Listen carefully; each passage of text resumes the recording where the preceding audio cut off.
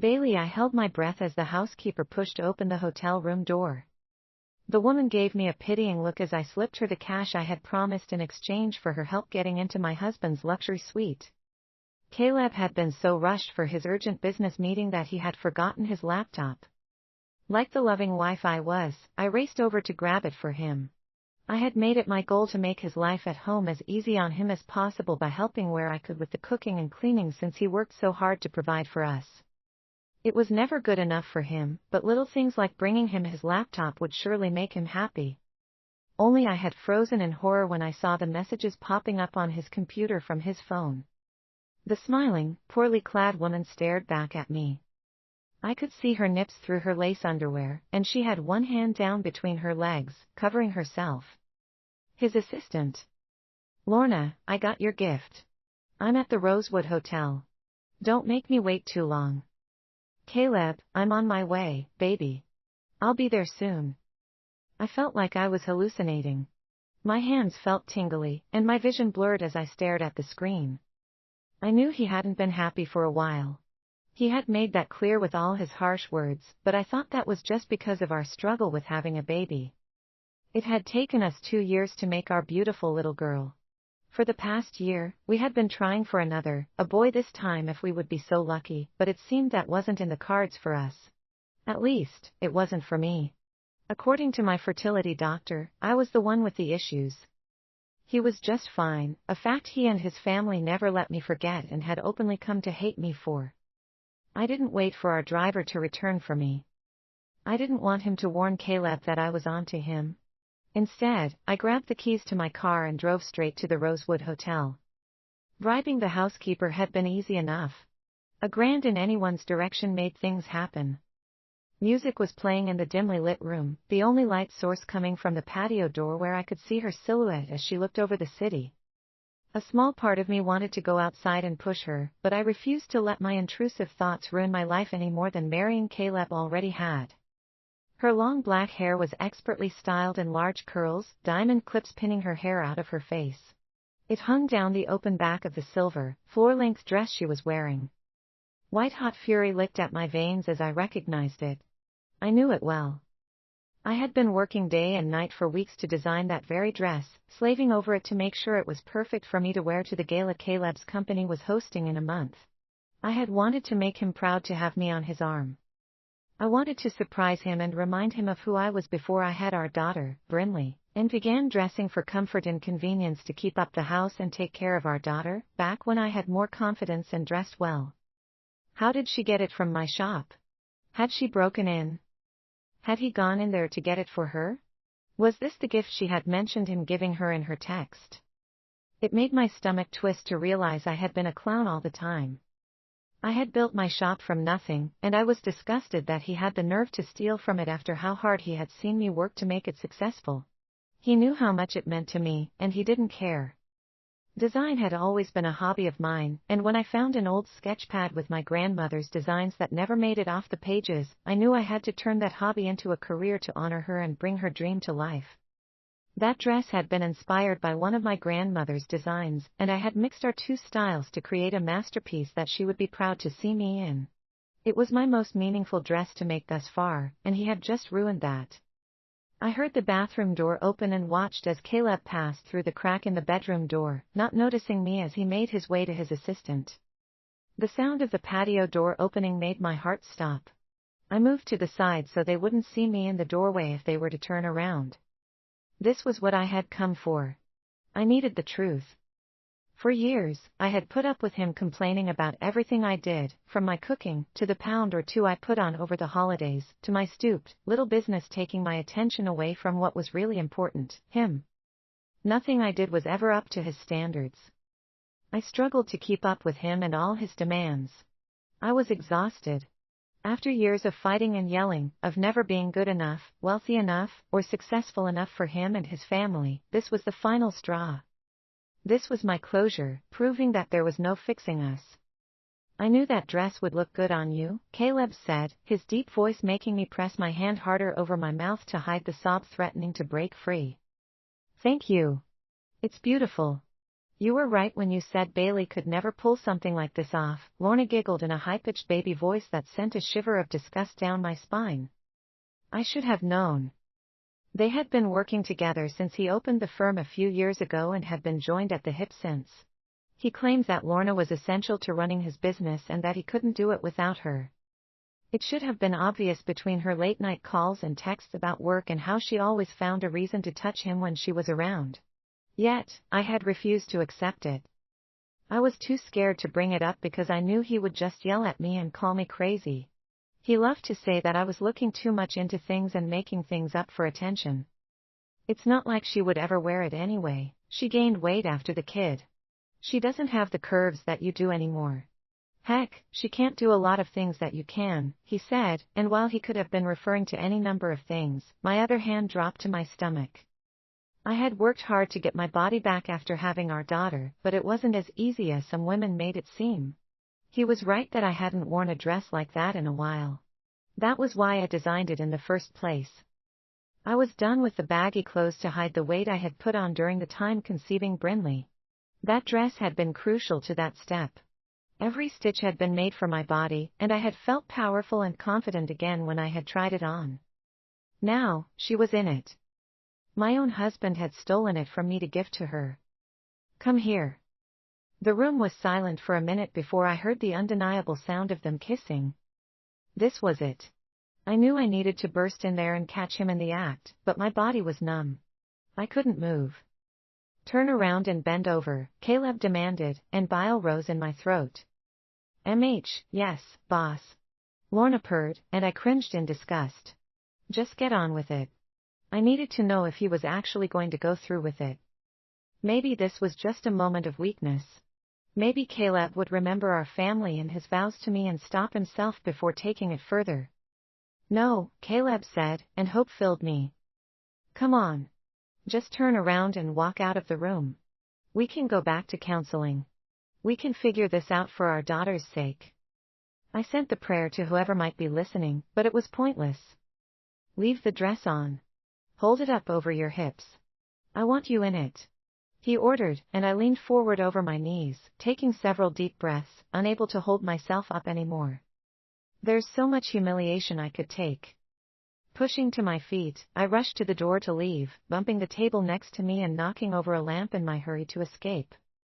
Who's out there? Caleb yelled with anger. I heard them rush to get decent as I wiped at my cheeks with my shaking hand before the bedroom door was thrown open. Bailey! Bailey! Caleb yelled as I threw open the door and rushed down the hall. I needed fresh air. It felt like the walls were closing in on me, and I could hear my blood pumping in my ears. Bailey, would you stop for a minute? The sound of my name on his lips as he zipped his pants made me feel queasy, but I held it down.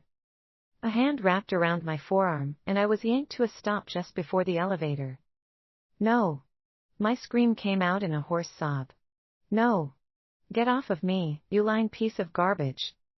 The rage and venom behind my words made him release me immediately, but he stayed close as he glared down at me. I took a step back, shaking my head at him.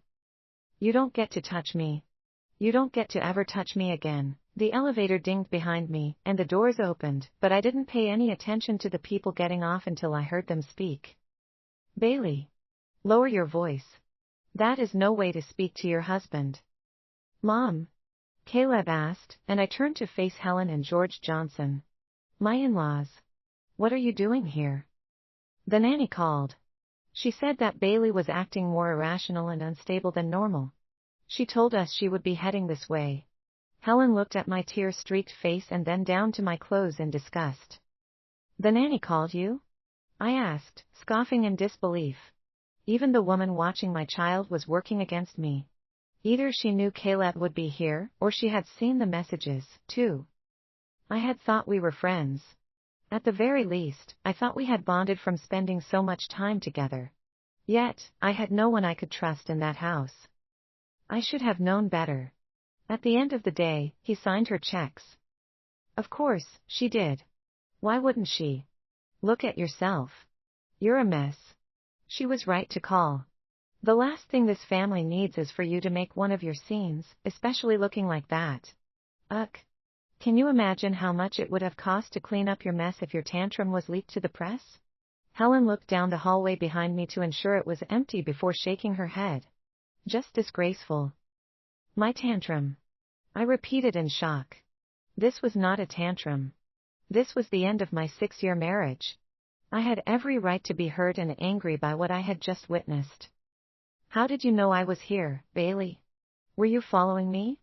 Caleb asked, his eyes narrowed accusingly as he buttoned up his shirt. What? No. I saw your messages on your laptop, I began to say, but Helen cut me off, gasping in horror. For a moment, I thought she was as appalled as I was about her son's affair, but then she spoke. You were going through his computer? What kind of wife betrays her husband's trust like that? The accusation seemed to feed Caleb's anger, and he stepped closer to me almost threateningly. I felt the need to step back, but with his father standing between me and the elevator, I had nowhere to go. His trust. I balked. He is the one who. How dare you invade my privacy?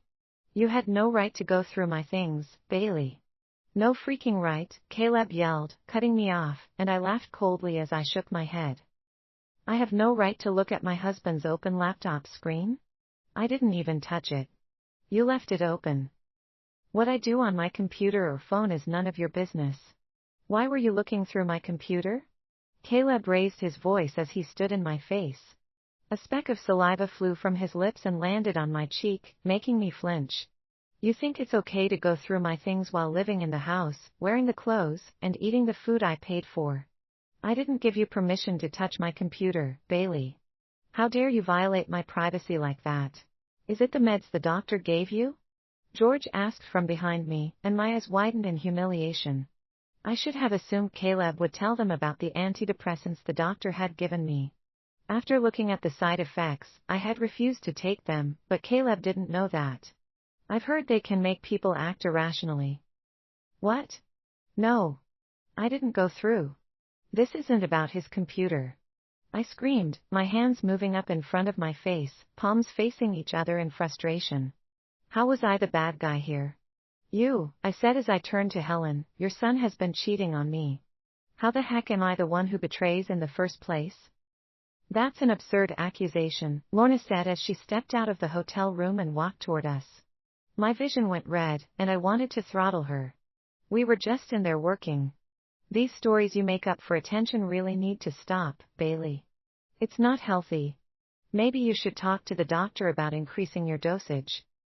I should have pushed her over the balcony when I had the chance. Oh, dear. What a pleasant surprise. I can't believe my son had you working so late. You always were reliable, and you look beautiful. Did he pull you away from a party? You really do work too hard, Helen exclaimed as Lorna stopped only a few feet away, placing her hand on Caleb's arm.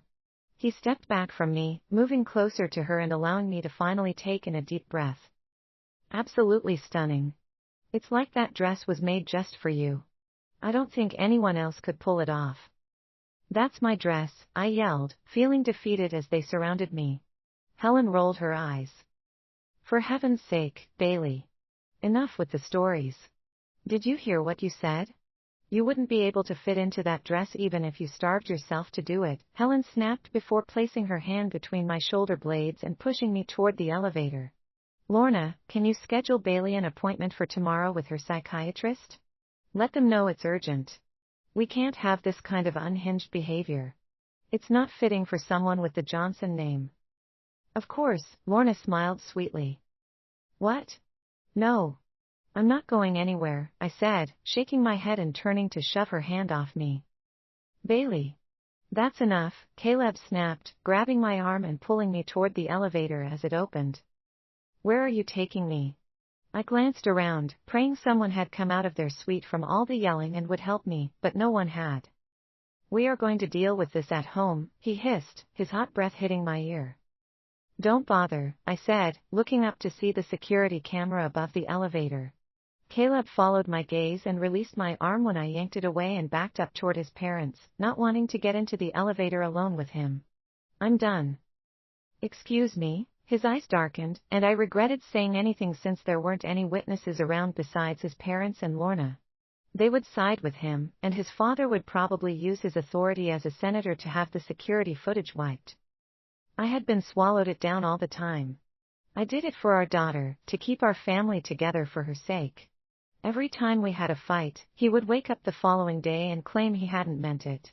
That he had just been angry and that he loved me. Now, I knew he was nothing but a liar and a cheater. You win. Let's get a divorce, I said. Bailey. You must be out of your mind, Helen yelled, but I didn't spare her a glance. This wasn't between her and me, even though she wanted it to be. She thought the world revolved around her, the perfect senator's wife. She loved putting on her overpriced, costume-looking jewelry and acting like she was the queen. Yet, her favorite pastime was picking fights, throwing little digs at me, and insisting everything I did was wrong. Much to her dismay, this was between Caleb and me, and I refused to let her be involved this time. He had dragged her into everything else. Mommy's little boy. Only, he looked stunned as he stared at me, dumbfounded that I would be so bold as to bring up divorce myself, especially in front of his parents. Don't be foolish, Bailey, Helen spat. You have a child together. Divorce is not an option. That's just lazy. You are lazy. I stared at her, unbelieving what she said. Since the day he introduced me to his family, Helen Johnson had hated me. She threw little digs at me every chance she could, even referring to me as fat ass behind my back when she was telling the rest of the family just how horrible I was. One could only be civil for so long. Says the mother whose son can't even bother to spend time on his own daughter. I snapped back before pointedly making eye contact with my husband. He had been neglectful since the day she was born, refusing to cook for her, bathe her, or help me with her when she was sick. As she got older, he would yell in her face for her to leave him alone when she wanted to play with him. He would shake her little hands off him when she tried to get his attention and go back to whatever he was doing on his phone. Probably texting Lorna, now that I think about it. You worthless tramp, Helen said, stepping forward, but George touched her shoulder to stop her. I knew from the moment he brought you home to meet us that you would be trouble. I said it. I told you back then that she wasn't worth it. Helen had turned to face a stunned Caleb, who continued to stare at me, but my gaze was glued to Lorna, who was wrapped around his arm like a victim. He hadn't even pulled away. She smirked at me knowingly. It was a smirk of victory. Caleb cleared his throat, shaking his head back and forth. I wasn't sure why I expected him to defend me for a moment. He never had before. Bailey, Caleb let out an uncomfortable laugh. You can't be serious. This isn't time to be dramatic. Oh, I am very serious. Almost as serious as you were about leaving me and your daughter home so you could come here to sleep with your assistant. I raised my eyebrows at him challengingly. Watch your words. George Johnson snapped, his voice low and deep as he moved to step in front of his wife. He became a senator because he was good with his words in front of the camera and made the people love him, but in private, he was never a loving man. You shall never defame my son's image like that again. You'll see the doctor first thing tomorrow, and then you will come over, and we will put an end to this behavior. You need to learn how to act like a Johnson. You are a disgrace to the Johnson name, and I won't allow you to damage it any more than you already have, Helen said through her teeth. I won't be going to see anyone tomorrow, not the shrink you're paying to try to manipulate and control me, and certainly not you. Besides, I think your son is a big enough disgrace to the Johnson name on his own. I'm just doing you a favor and giving you one less Johnson to worry about, I said, knowing I was just digging my grave further. Enough of this. George's eyes darkened, and he gestured with his head for me to follow him down the hallway.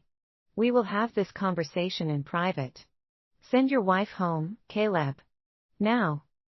Everyone, Caleb said, brushing Lorna off of his arm. Just calm down. Bailey, I know you wouldn't be so stupid as to file for divorce. We will work through this together in private. Come on, Bailey. Caleb moved toward me. I stepped back. The elevator dinged, and 2 security guards stepped out as the door opened. Senator Johnson, one of the men said with surprise as he looked around at the 5 people blocking the hallway. We didn't realize you were here. We got a call about a disturbance from Ms. Nichols. Lorna gave them an innocent smile, shaking her head. I'm sorry to have bothered you. I thought it would be best to call before coming out here. I was just looking out for Caleb. You called security? I said, feeling humiliated. Ma'am, are you a guest here? The guard asked me. I shook my head, prepared to tell him that I was just leaving, when he cut me off. I will have to ask you to leave the premises. I would love to, I said with exasperation, knowing they could see the tear streaks on my cheeks and bloodshot eyes. Now, he snapped, and my head snapped back as I stared at the angry man with confusion. I'm going, I said before looking back at Caleb once more. Only that second of eye contact was too much for the guard, and he grabbed my arm tightly and yanked me back. What are you doing? Get off me. If you won't leave on your own, we will have to remove you by force. We can't have you harassing our guests. We don't want any trouble. It was terrifying, having her break into our hotel room, but we don't want to press charges, Lorna cried with fake concern, covering her mouth with one hand as she watched them drag me away. Let go of me, I said, trying to pull my arm away from the security guard, but he tightened his hold. You're hurting me. Helen, George, Lorna, and Caleb all stood together, coupled off like a picture-perfect family, and it made my chest burn with humiliation and anger. We will discuss this in the morning, Caleb said. I was flooded with disbelief that not only had he just dismissed me and was letting security throw me out of the hotel, but he was going to go back to his evening plans with Lorna? You're going back in the room with her? Don't make me call the police for breaking and entering. I said, be quiet. The guard yelled in my face as I watched Caleb turn his back on me through the closing elevator doors. Bailey. I went home alone that night. The backstabbing nanny was already fast asleep like she was deliberately avoiding me, and as much as I wanted to confront her for what she had done, I moved past her room and into mine. I was hurt, angry, and exhausted. After a long, hot shower, I had curled up in my empty bed and muffled my sobs with my pillow, so I wouldn't wake Brinley, until I fell asleep. The cold sheets sent a chill through me as I rolled over in bed, my head pounding from crying myself to sleep. I was so angry at myself for letting it get this far, so angry at him for not even trying to make this work, and for throwing away our family like it meant nothing to him. There had been signs and red flags throughout our relationship that should have had me packing up and leaving. But I was stubborn, refusing to give up on the years we had spent together. I fought to make things better, over and over again, ignoring all the ways Caleb had mistreated me and ran straight toward that woman like a bull. Suddenly, I heard the floor creak, and then the door opened. Standing before me was the very man who was responsible for tonight's farce. Had he really come home like nothing happened after what he had done? You have got to be kidding me right now, I said, my breathing coming out faster as he walked towards our bed.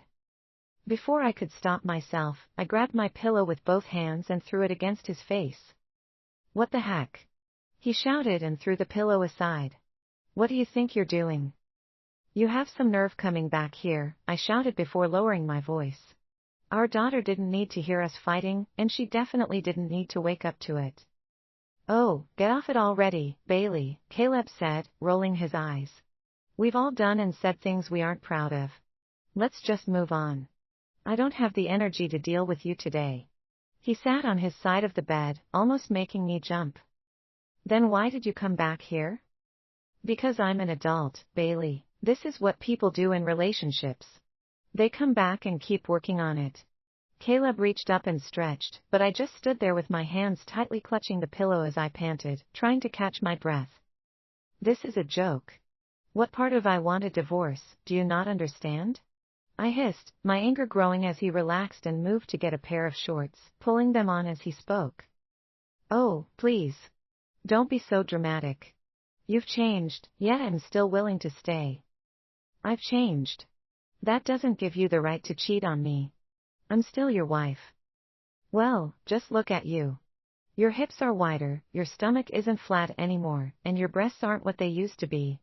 Heck, Bailey, you don't even do your hair anymore. You always just throw it up in a bun. It's like you don't even care what you look like. I don't recognize you anymore. I had a baby, Caleb.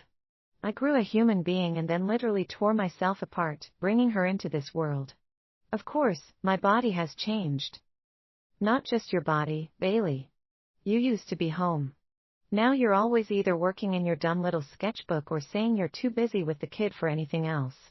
His upper lip curled in disgust as he looked over and spotted my design book on my nightstand. The kid? I asked, appalled, but he just nodded. Maybe if I had some help around here, I wouldn't be so busy. I've asked you so many times to help me cook, clean, or help me with Brinley, but you refuse. That's your job. You're my wife. I shook my head in disbelief. No. It's not. A wife is not a private chef or a maid. I'm not here to serve you, Caleb. I was here because I loved you. We were supposed to build a life together. I am a Johnson, and I think I deserve the good thing. A good wife who dresses well and does her job. Is that too much to ask? I couldn't believe my ears. All the time I went to couples counseling thinking that we could get things right for us, for our kid, turned out to be a joke. How could I have married to such a selfish prick? You know what? You are absolutely right. Now go to that good-looking, considerate assistant you slept with, won't you? I quit. Let's sign the divorce paper already. So, you're just going to blow up our lives because of one night? Bailey, don't be such a baby. I don't care what you call me anymore. I'm not going to keep doing this with you. When I said I was done, Caleb, I meant it. You'll be left with nothing. Do you really think I'll let you get away with dragging my name through the press in a divorce? I'll make sure you aren't left with a penny to your name, he shouted after me. As long as I'm not stuck with you, I don't care. I threw over my shoulder, walking out of our room with my chin held high as tears silently slid down my cheeks. I had let him bend and break me throughout our relationship, but that was the old me. Never again would I let a man treat me this way. Caleb had hurt and humiliated me for years, and he didn't even care that he had done it. If you do this, I will ruin you, Bailey. You already have. What could be worse? Alexander. My assistant trailed behind me as I stormed into my office, pulling off my suit jacket and rolling up my shirt sleeves. Sir, we couldn't have seen this coming. My assistant, Nathan, said. I did. I spat through clenched teeth as I moved to the glass wall of my office that looked out over the city. Sir. I knew something like this would happen eventually. Caleb Johnson had been doing everything within his power to compete against my company. He had been planting moles amongst my employees, releasing fabricated stories to the tabloids, and had even hired a private investigator to tail me. He had been quiet for the past few months, and I had hoped he was going away, but I should have known better. Pests never left on their own. Now, he was poaching my clients. I knew for a fact that Justin was already stressing about his upcoming contract with the Rangers. Yet, he was about to pay us millions to break his contract to join a newer competitor, one who wouldn't be able to negotiate him a penny more than the offered terms. Get Caleb Johnson on the phone, I snapped as I thought about all the work that needed to be done to clean up this mess. But, sir, Nathan stuttered, but I turned my glare to him as I took a deep breath. Now. Yes. Sir. I watched as my assistant rushed out of my office to make the calls from his desk. He would patch me in when he had Caleb on the line. My phone buzzed, and I pulled it from my pocket to see one of my best friend's names on the screen. Mason, it's all over the news that Justin McCabe just dropped your company. What the hell happened? My teeth ground together as I slammed my phone down on the table. I was too angry to respond right now because I wasn't sure myself. It didn't make sense that just before one of the biggest years in Justin's career, his first year as a starting goalie for the New York Rangers, he would break his contract with my company, Elite, and join that untrustworthy asshole, Caleb Johnson's company, First Round. My company provided every service someone in Justin's position could ever need, from management to the world's top sports medicine surgical team. Only the best of the best, or those with the potential to become the best with our help, were accepted as clients. We gave them 24 hours service for all their needs: lawyers, drivers, private chefs, physical therapists, a PR team, an agent, and so much more. Yet, he chose to break our contact early, forcing him to pay us millions just to join Caleb Johnson's one-trick pony. I had heard he was attempting to expand from being a sports agency to include a team of lawyers, copying my business model. Still, he was so far from our level that all of his attempts to take me down up until this point had been embarrassing. A knock on my door had me looking up, and I groaned when I saw the look on Nathan's face. What is it? I asked, knowing his answer already but still glancing at my office phone to confirm the lights were off, showing that Caleb Johnson wasn't waiting on hold for me. I'm sorry, sir, Nathan said, shaking his head. I just spoke with his assistant, Lorna. Apparently, he is in court all day for his divorce hearing. She said he wouldn't be available until tomorrow. My head snapped back, and my eyebrows flew up to my hairline. Divorce? Yes, sir. My finger tapped against my desk as I considered this. I hadn't even known Caleb was married. He had a different woman on his arm at every event I had seen him at, so I had assumed he was single. To whom? I wondered as I began typing away, trying to find anything on his wife. All the articles had the same few pictures, dated back a few years, and none showed her face. The only information they gave was that her name was Bailey Johnson. I had only ever known one Bailey in my life, and just the thought of her made my chest hurt. She was the biggest mistake of my life. Or rather, losing her was. It couldn't be her, though. Surely, her brother would have told me if she had gotten married. Then again, the last time he had spoken about her, I had threatened him and told him never to mention her around me again. It had been too painful to be reminded of her constantly. I ground my teeth together, as I pushed down the memories. It couldn't be her. There were probably thousands of Baileys in a city this large. Plus, the woman in the photos had significantly lighter hair, almost blonde. My Bailey's was brown. My Bailey. The thought made me want to scoff because she hadn't been my anything for over 7 years. My phone buzzed again, and I glanced at it, seeing Mason demanding I meet him for a drink. After the day I had, I could use one. Turning to Nathan. I want a full report on Bailey Johnson. Everything you can find needs to be on my desk first thing in the morning.